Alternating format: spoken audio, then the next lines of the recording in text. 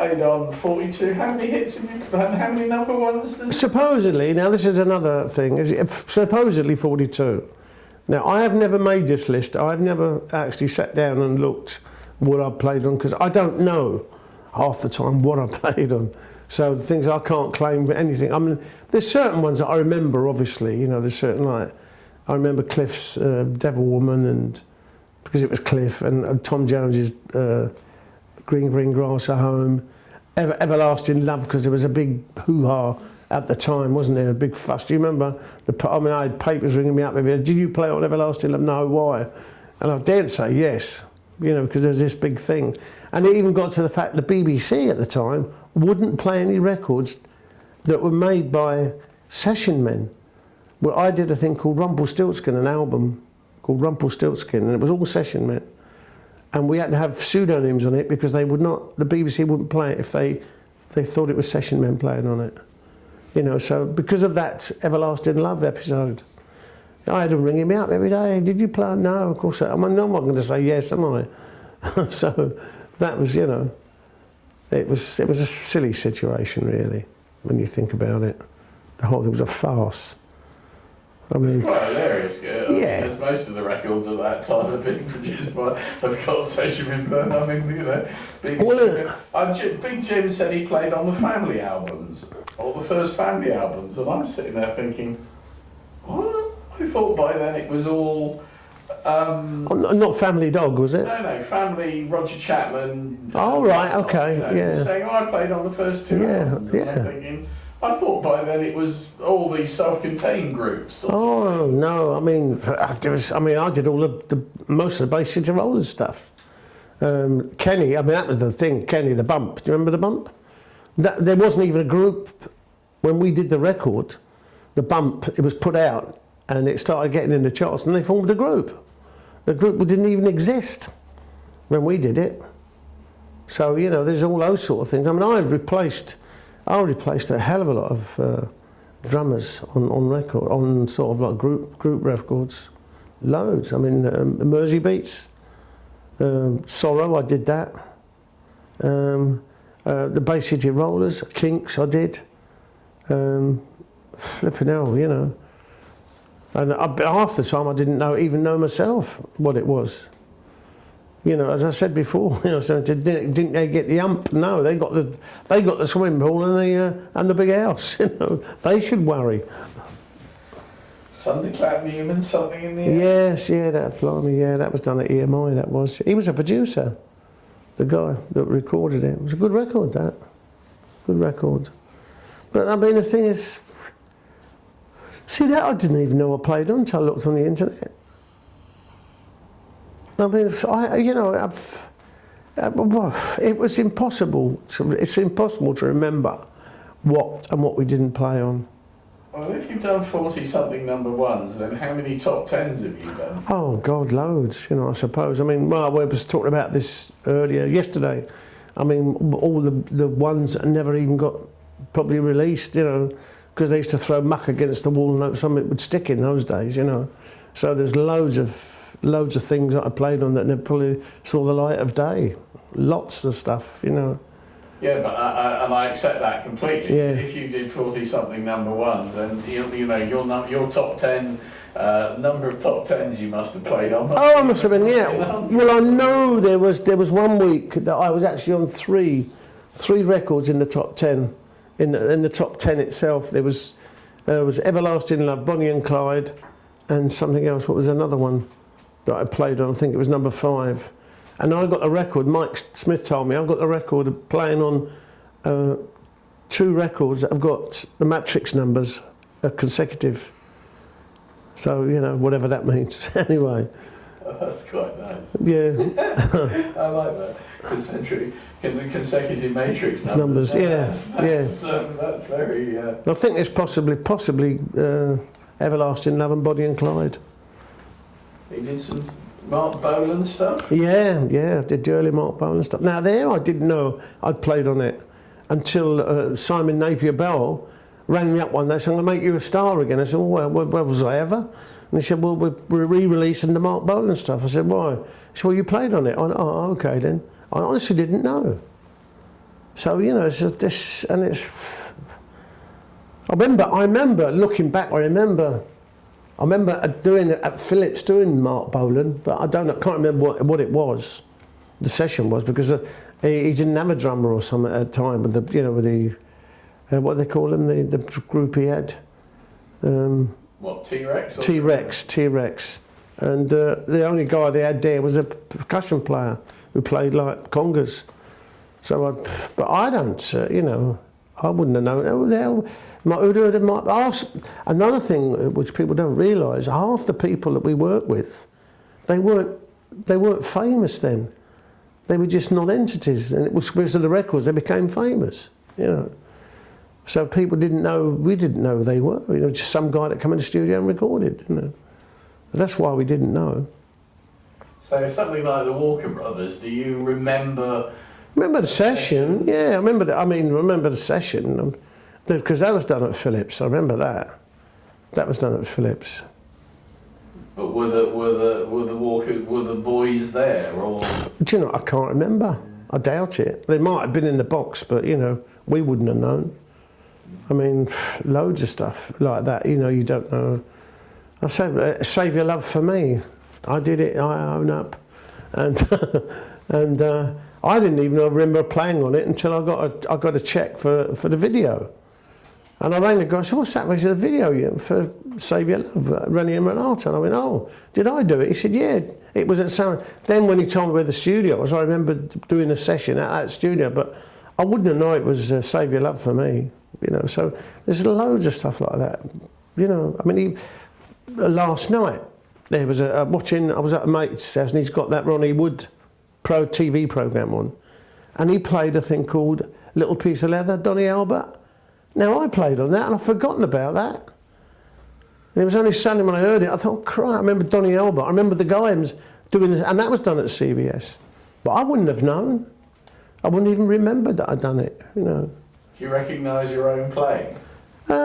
Sometimes, yeah. I mean, and the other side of the coin is, a mate of mine sent me a CD that I did quite a few years back, and I listened to it, I thought, that's not me.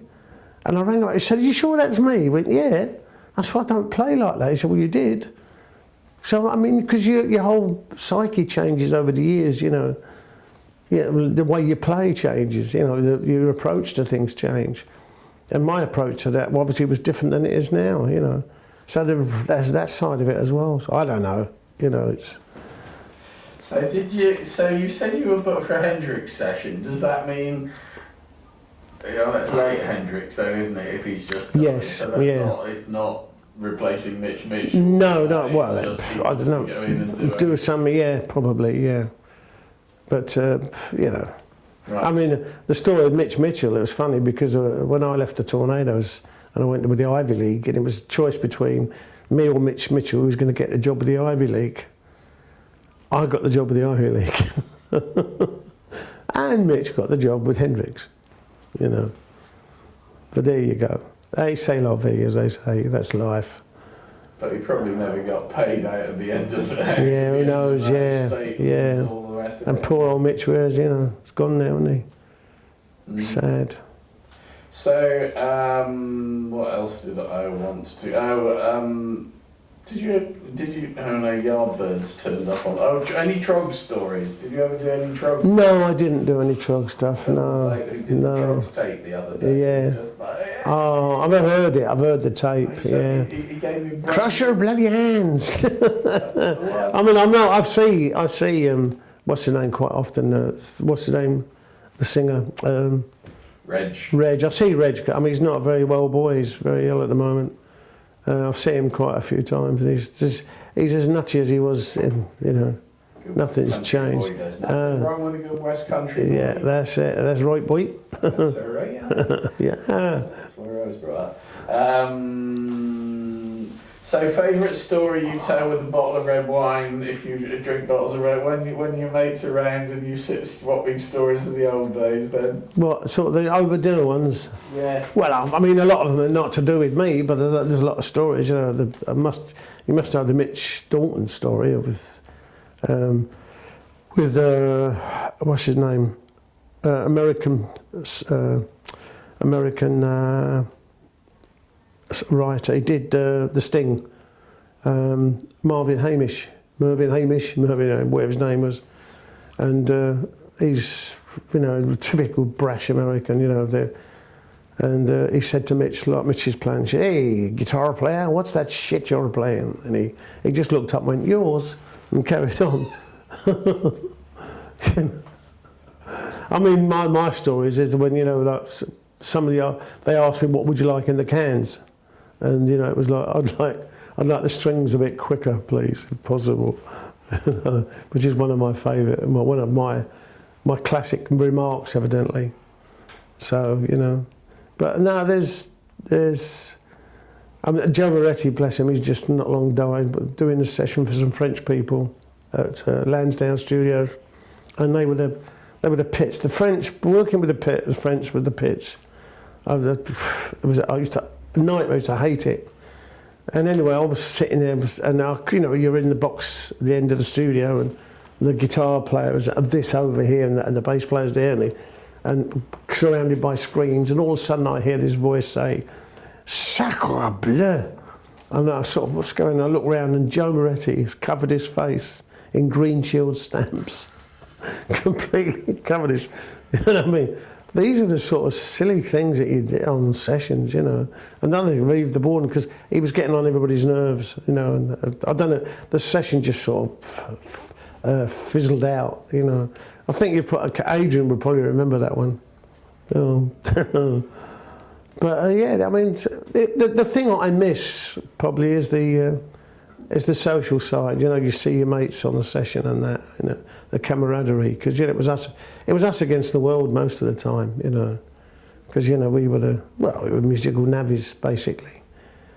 You know, there's one thing that always annoyed me, and I still think it's wrong, where you get string players are getting the same money as a rhythm section, only because we were named. Well, you know, they would say, "I want so and so on drums. I want so and so on guitar." They never said, "I want Fred on fifth violin or something," you know. And they were getting the same money as we were getting, you know, but for less. Not if you're asking for a triple session. No, that's right. Well, we did in the end. I started, you know, but that didn't last long because then machines came in. It was bye-bye. So that was it. But to be honest, I couldn't do them now. I couldn't do sessions now. I wouldn't want to do them now. A young man's game, isn't it? Oh, absolutely. Of course it's a young man's game, yeah. I mean, I feel sorry for the way it is now. I mean, in those days, you know, if you made a mistake, that was it. You did the whole thing again. There was no, "Oh, we'll drop it in later." There was none of that. It was, you made a mistake, you had to record the whole lot. And when you got a brass section shouting at you, "My lips," and all that, you know, you're amazing how quick you got things right. But there you go. Things changed, but it was good. That's what I liked about it. It was good, the camaraderie and the fun we had. I mean, I was talking to Vic Flick last night. Ah, is he coming over at all? I don't know. I've got to ring him today actually because. Tell him that you've done it. Yes. I have an annual email with him. Do you really? Because Oh, great. I would love to film him. Yeah. And he's never been over here when I'm over here. No. And I really want to film him. I spoke to him yesterday. You know. Funnily enough. Find out if he's coming over. I will do it. I've got a lot of the summer in France, and I have a place out there, and so on and so forth. But Vic is almost. I send this email once a year. It's like, "Well, are you coming? Oh, I'm coming over in the, you know." Oh, right. I must ring him. I've got to ring him today because then we talked about the Bee Gees album we did called "I'm Nearly to Whom It May Concern." And I've got it upstairs, and I did it. I remember doing it, and Vic wasn't sure if he was on it, and I'm sure he was. So it'd be on the cover anyway. But you know, like, what's another guy? You know, he's working for an airline. He works for American Airline. I can't remember the name of the airline, but he's working in the air industry. You know, a guy with that talent. You know, this is what is so wrong about our business, you know, the guys. I mean, I was lucky in a way because of the Tornadoes thing, because I had Telstar and also Johnny Kidd. I was sort of, in the pop world, I was known, if you like, for want of a better word. You know, people knew my name because of those things. But these guys, like the Vic Flicks and people, Joe Moretti's and people, like, people didn't know who they were. They were just completely hidden faces, you know. And it's so wrong. I mean, Moretti actually played the bass guitar on Jet Harris's singles. You know, on Scarlett O'Hara, and that Joe played on those. You know, who knows that? Oh, it's Jet Harris. He's got the OBE, and Joe's like living in South Africa. You know, he was, bless him. You know, and this is what is wrong with it. And this is what we were saying before about. You know, there was an article in one of the papers that they called me the world's quietest drummer because nobody knew who the hell I was. And it wasn't only me, there was the Ronnie Verrills, the Kenny Clares and all those, the Andy Whites. Like Andy White, who played on all the Beatles' original stuff, their first records. Who knows that? Who cares, you know? But I played on the Bay City Rollers. Do they care? Of course not. I remember doing a television up in Birmingham and the Bay City Rollers were on it and all the girls were screaming at us, and all that. And one of the guys in the band said, "What are you screaming at?" He played on the bloody records, not you, not them. And they said, "Do they care?" Of course they don't, you know. You know, in actual fact, there was a court case, and we were called pot-bellied, ageing session musicians. That's what I was, you know. But that's, you know, that's the picture that people seem to have of us, you know. It's the era, though, isn't it? Yeah. Pamela Morton. Sorry, forgot about Pamela. But Pamela, I mean, it's exactly that, isn't it? Oh, yeah. It's a factory, yeah. You know. And exactly. Yes. You know, he either put his voice on the top of it or put his picture on the top of it, and, you know. There's another lovely story about the fixer, Harry Benson, when he phoned up Dick Abell, he's a sort of Oriental guy, you know. I think he's Chinese or something, anyway. He's phoned up Dick, and he said to Dick, do you know any Oriental musicians like yourself? So he said, "What do you mean, Oriental musicians?" He said, "Well, I got this letter from America for this session I've got to do, and we need jazz-orientated musicians." So suddenly, he wanted Oriental jazz musicians. And that is what, you know, people we were dealing with. That's the people we had to put up with. They were ruling our lives. They were ruling our living. You know, the fixers.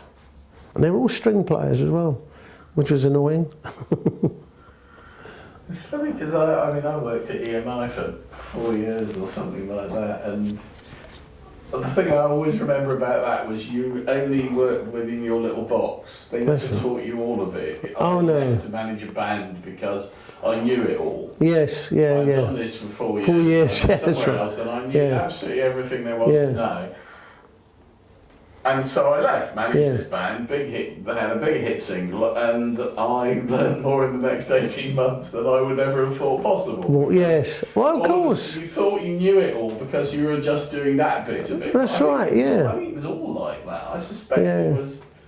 Lots of it was like that. But it was a lot different with us as musicians, though, you know, because we were just, you know, as I keep saying, we were just navvies, you know, we were just musical navvies. That's what we were. You know, somebody once said to me about, you know, the 60s music, and I said, well, if I'd known it was going to be that popular 50 years later, I'd played better in the first place. You know, but this is true. You don't know, you know. The only regret I've got is that I wished, when I look back, that I'd enjoyed it more than I did. You know, to look back and think, I should have enjoyed it. I mean, the thing with sessions, I enjoyed doing them, you know, up to a point. But it was nerve-wracking. I mean, I ended up having a heart attack, you know, because of it, you know, the stress. It was a very stressful thing to do, you know. It wasn't only me. Harry yesterday said in the end he was getting, you know, he starts getting a rash because he's got to play Belly Last to the Summer Wine as soon as the red light goes on. That's right. Again. Yeah, that's right. Oh, said, how many times did you? I said, did you record that? And he said, no, we recorded it for every show. That's right. What? Who's Harry? Pitch. Oh, yeah, that's right. He did that harmonic. You had to do it again. That's right. 600 times or something. I thought, what? No, surely you did it once. No, we weren't allowed to. Oh, I know. Well, I did the Benny Hill shows. When I did those, you had to do the theme music every week. you know, every week you had to record. I think, why? You know, the gig was stressful enough as it was. You know, the only thing with Top of the Pops, of course, they had their theme music, which we didn't have to play anyway. So, but I mean, that was love. All I was playing with Stevie Wonder, and also Michael Jackson, with the Jackson 5, and that was a nightmare. That was when the guy insisted he wanted to play the drummer, Michael Jackson's drummer, and I said, well, it ain't nothing to do with me. You better see the M. Not allowed to because of the union rules. It was that thing where, you know, it was a reciprocal thing, and they couldn't play anyway. No, and he was getting stoned out of his head as well. He drove me mad all day long. And in the end, Michael Jackson came and said, "You having a problem?" I went, "Yeah, him." I said, "Look, I can't do anything about it." I said, "I'm quite happy for him to play as far as I'm concerned. I can go and have a drink, you know." But I said, you know, the MD said, "It's union rules, you're not allowed to." Anyway, so he told him to get out of the studio. And at the end of the gig, he came up and said, "Thanks very much. It was really nice." And also, like Stevie Wonder came, I was sitting there and his voice says, "Can I show you what I want, Mr. Drummer?" And he said, "Yeah, right. I ain't going to argue with you, you know." But those are the sort of stresses that you had to put up with, you know. And on Top of the Pops, the worst part of that was they used to come in, these artists, for want of a better word, and they expected the whole thing to sound like the record. Hang on a minute, you know, we've got, you know, we're doing a rehearsal between 12 o'clock and 3 o'clock or 4 o'clock, and we're doing 4 or 5 people, and you spent a week in the studio making a record, and you expect the band to, you know, to end up sounding the same. Of course, with plus the fact is the facilities of the studios wasn't exactly the same as it was in recording studios. So there was all that to it as well, you know. BBC engineers. Did you ever do 6/5 Special or Ready Steady Go? I did Ready Steady Go, and I did a thing called Wham, which is thing, yeah, which was the first time we ever did it with Shakin All Over. It was after that it got in the charts. But what do you remember of Jack Good then? Oh, Jack was great. He was good. He was a very clever guy. Eccentric, but he was definitely a clever guy. Well, he put pop on the map, really, didn't he? When you think about it. And it's a shame now, there's nothing like that now, is there? You know, there's no Top of the Pops. What they're doing, they're repeating everything. Why don't they do a show? You know, why they take Top of the Pops away? 6/5 Special and all those shows. Ready, Steady, Go. Why aren't they doing those anymore?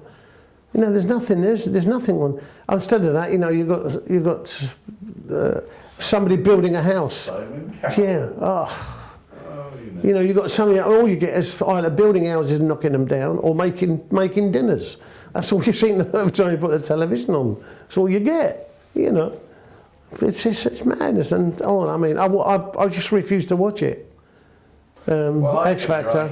I could have an entire channel of pot-bellied, middle-aged yeah, session musicians. The good old days. Yes. It'd be really interesting. Yeah, yeah. No, they couldn't do the live work. They was aging pot-bellied session musicians.